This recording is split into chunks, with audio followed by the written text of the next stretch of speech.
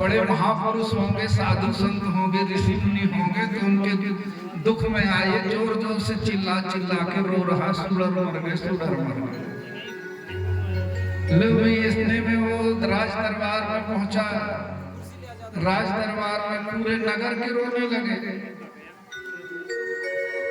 अब राज दरबार में जब राजा को देखा तो पूरे गांव के रो रहे हैं। क्यों रो रहे हैं भाई? सुडर मर गया, सुडर मर गया। राजा ने सोचा कि कोई महापुरुष होंगे, साधु संत ऋषि मुनि, जब तो इतने बड़े गांव के लोग रो रहे हैं। तो राजा ने पूछा, नहीं, राजा भी रोने लगा, आंसू बहाने। इस तरीके से पूरे गांव में शोक दिवस मनाया गया। सुडर में सहा से आवाज आ रही थी चारों दिशाओं से, सुडर मर गया। पर वहां कोई एक विद्वान आया, विचार वान जो होते हैं, जो विचार करते हैं। मैंने पहले ही कहा था, त्रिया पशु ग्रह पशु वेद पशु पशु सकल संसार, अवे नर पशु नहीं जिनके विमल विचार। तो जो विचार उत्तम होते हैं, कोई भी काम विचार करना चाहिए, फिर इसके बाद में वो काम सोचो समझो करो, है नहीं? तो विचार करके किया हुआ काम नहीं। कोई बुद्धिमान व्यक्ति आया, विचारक संत आए, बोले भाई पूरे गांव में क्यों शोक मनाया जा रहा है? गांव वालों से पूछे, क्यों रो रहे हो भाई? क्या सुडर मर गया? बोला, सुडर कौन था? बोले, हम तो नहीं जानते। वो मंत्री जाने, मंत्री रो रहे थे। अपने मंत्री से पूछे, भाई तुम क्यों रो रहे हो? बोले, सुडर मर गया। बोले, सुडर किसका नाम? बोले, ये हम नहीं जानते, वो नौकर रो रहा था राजा का। राजा से पूछे तो राजा ने कहा, अभी पूरे गांव के रो रहे हैं तो मैं भी रोने लगा। अरे विचित्र की बात है, पूरे गांव रोने लगा तो एक राजा भी रोने लग गया। लेकिन सुडर बोले, क्यों रो? बोले, वो धोबी जाना। अब वो रो रहा था, सुडर सुडर चिल्ला। जब धोबी से पूछा गया, क्यों रो रहे हो भाई? बोले, सुडर मर गया, सुडर मर गया। अरे तो बोले, मर तो गया है, लेकिन उसका नाम किसका था? कोई साधु था, संत था, ऋषि था, मुनि था। सुडर कौन था? बोले, मेरा एक गधा था। तो बोले, गधा के नाम से एक राजा प्रजा तो रोए, तो रोए, तो गधा का राजा रोए। तो बिना विचारे कोई भी काम विचार करना चाहिए, है कि नहीं? कुछ शास्त्रों में इसी तरह वर्णन किया गया है। जैसे एक जगह लिखा है कहीं कहीं कि कुंभकर्ण के 3-3 योजन के कान थे। कितने योजन? 3-3 ते काना। और शरीर कितना बड़ा रहा है? 100 योजन का। 7 योजन तन बरणी ना जाई। 100 योजन का शरीर था, 3-3 योजन के कान थे। अब ये बताइए कि 3-3 योजन के कान और 100 योजन का शरीर, 1200 किलोमीटर की दूरी होती है।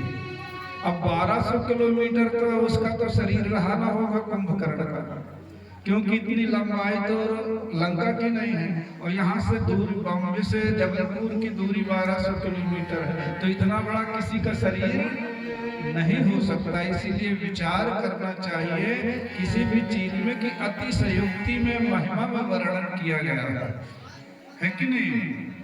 और महिमा में वर्णन किया हुआ चीज जो है वो अनुभव की बात होती है, हकीकत नहीं होती है। अनुभव ने वर्णन माने उसका वर्णन कर दिया गया। तो इस तरीके से लोग जो है अंधविश्वास में भी लोग ना समझ के भी ना समझ बन जाते हैं। तो लीजिए, आज कौन सी कथा सुना दिया जाए?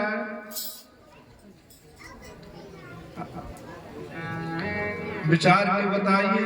आप लोग अब गांव नगर के हैं तो पूछ लेते हैं, बाहर के लोगों से नहीं पूछते हैं।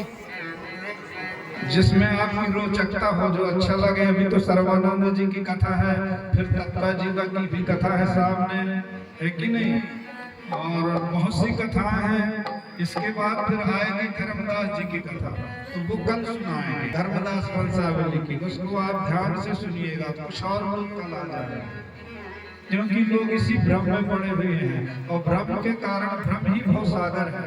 यदि हमने सही खोज नहीं किया, भ्रम में पड़ गए तो भवसागर माने फिर चक्र में पड़ जाते हैं। इसीलिए अभी संबंध शिव की भी कथा है और सर्वानंद जी की भी, तत्व जी की भी कथा है। कौन सी सुना दिया जाए होगी जिसमें आप लोगों की रुचि हो।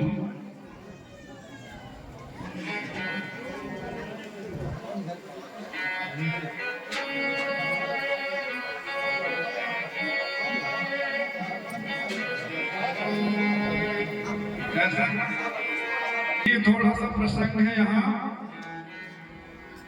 पद्मनाभ साहब जी का। एक संत थे पद्मनाभ साहब जी, वो कबीर साहब के परम शिष्य थे।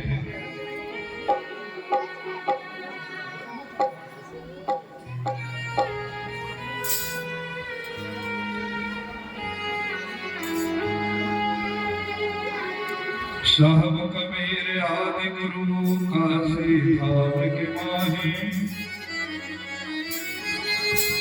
असर जीत कमाल को बहुत ज्ञान समझाही। सर्वजीत जो कमाल थे, ये उनके आश्रम में, कबीर के आश्रम में ही रहा करते थे। क्योंकि ये पूरे भारत में विद्वानों से संघर्ष शास्त्रार्थ करके जब परास्त कर दिया, तब कबीर साहब से फिर इन्हें परीक्षा के रूप में इनकी पहचान हुई कि कबीर कौन है। तो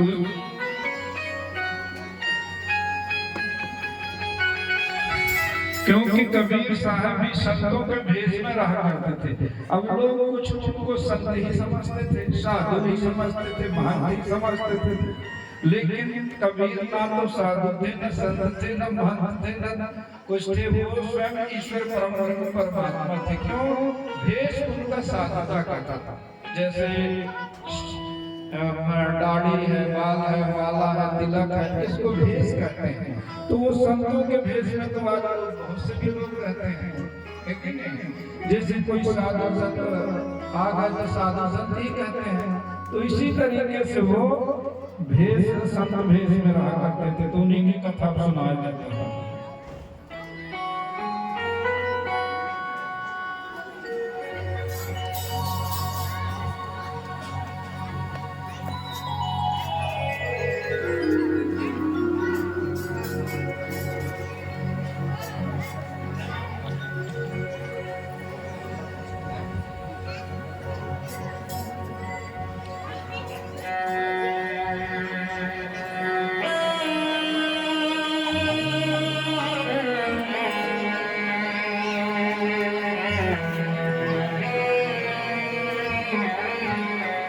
Oh